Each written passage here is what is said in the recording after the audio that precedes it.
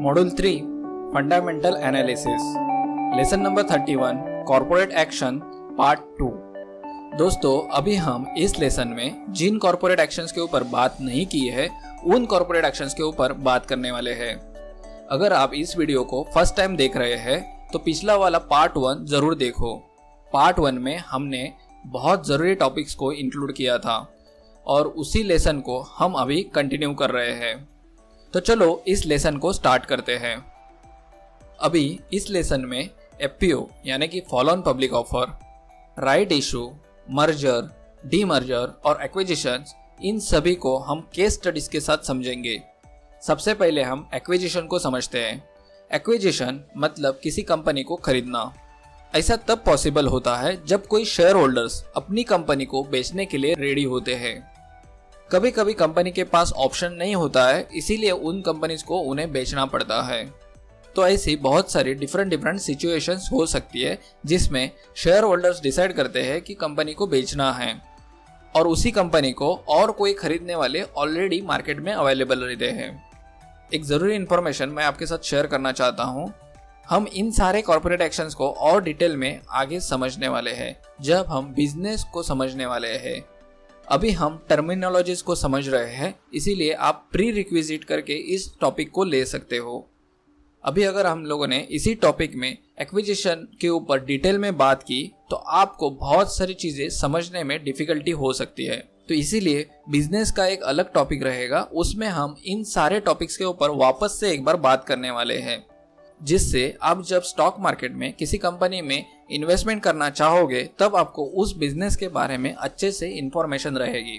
क्योंकि आप stock market में मतलब बिजनेसेस में इन्वेस्टमेंट करने वाले हो तो आपको बिजनेस को समझना ज़रूरी है। कंपनीज दूसरे कंपनीज को एक्वायर क्यों करती है वो अभी हम लोग एक एग्जाम्पल से समझते हैं। अभी जो एग्जाम्पल देख रहे हैं उस कंपनी का नाम रुचि सोया था।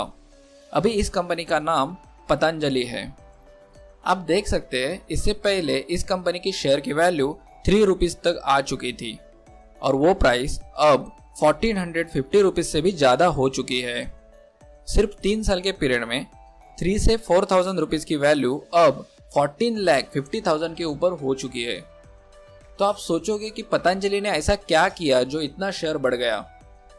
आप इस P&L स्टेटमेंट में देख सकते हैं कंपनी का बिजनेस कम हो रहा था और प्रॉफिट माइनस में जा रहा था। इस बैलेंस शीट में देख सकते हैं कंपनी के ऊपर लोन बढ़ गया था। तो कंपनी के पास अच्छा बिजनेस होने के बावजूद कंपनी के कैश फ्लोज वो लोग मैनेज नहीं कर पा रहे थे और उस बिजनेस को अच्छे से ऑपरेट नहीं कर पा रहे थे और इसी के चलते लोन ज़्यादा होने की वजह से कंपनी ने बैंकरप्सी के लिए फाइल किया था और ये केस NCLT के पास चला गया था। 2 कंपनीज आगे आई थी इस कंपनी को खरीदने के लिए, लेकिन उसमें से एक पतंजलि थी जिन्होंने इस कंपनी को खरीदा, फाइनेंस को रिस्ट्रक्चर किया और कंपनी आज डेब्ट फ्री हो गई है। इसी के चलते कंपनी अच्छे से परफॉर्म कर पा रही है। ऐसे बहुत एग्जाम्पल आपको मिलेंगे जिसमें एक्विजिशन के बाद कंपनी ने अच्छा सा परफॉर्म किया हुआ दिखेगा। एक्विजिशन को और डिटेल में हम लोग आगे बिजनेस वाले लेसन में अच्छे से समझने वाले हैं।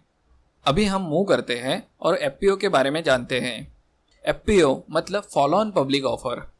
फर्स्ट ऑफर को हम आईपीओ बोलते हैं और उसके बाद जो ऑफर आती है उसे हम एफपीओ बोलते हैं, follow on public offer. IPO लाने के बावजूद कंपनीज को अगर लगता है कि उन्हें और पैसे की ज़रूरत लगती है तो वो कंपनीज मार्केट में से एफपीओ के ज़रिए और पैसे रेज कर सकती है, यानी कि पैसे उठा सकती है। सेम पतंजलि का एग्जाम्पल लेते हैं। पतंजलि अब एफपीओ लाना चाहती है।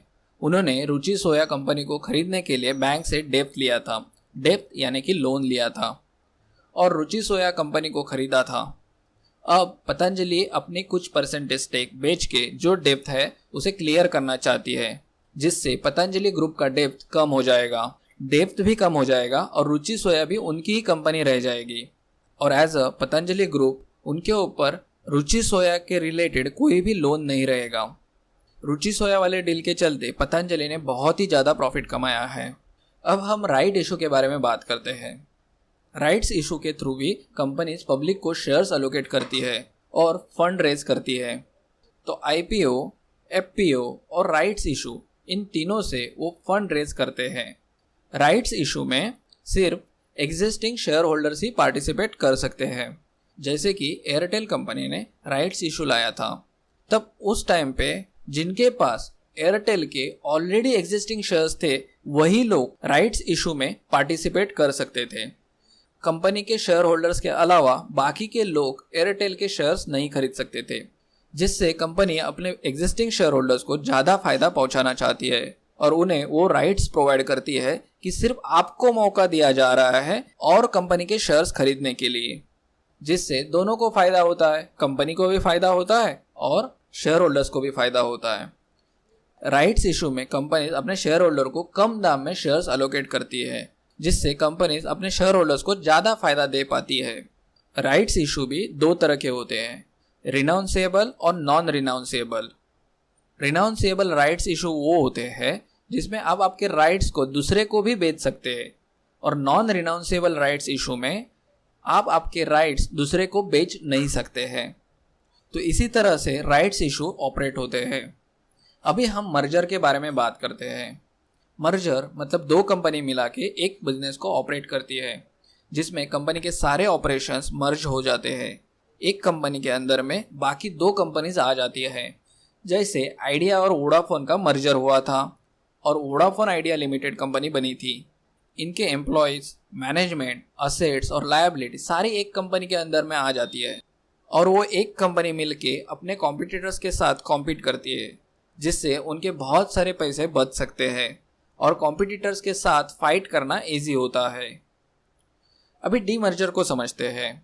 आईटीसी कंपनी के बारे में आप लोग जानते ही रहेंगे। उनके अलग अलग बिजनेसेस है। अभी वो अपने एफएमसीजी बिजनेस को सेपरेट करना चाहते हैं, यानी कि आईटीसी डीमर्जर प्लान कर रही है, जिससे उनके दोनों बिजनेस अलग अलग ऑपरेट होंगे। अभी वो दोनों बिजनेस आईटीसी के अंडर ऑपरेट हो रहे हैं। ऐसा क्यों कंपनी करती है और उसके फ़ायदे क्या होते हैं, वो मैं आप लोगों के साथ बिजनेस वाले लेसन में अच्छे से एक्सप्लेन करने वाला हूँ। अभी इस लेसन में हम लोग सिर्फ टर्मिनोलॉजीज को समझने की कोशिश कर रहे हैं, क्योंकि हमें बिजनेसेस को अच्छे से समझना है और उसमें इन्वेस्टमेंट करना है, तो हमें उन टॉपिक्स को अच्छे से टाइम देने की ज़रूरत होगी। तो अभी इस लेसन में इतना ही। अभी हम नेक्स्ट लेसन में मिलते हैं।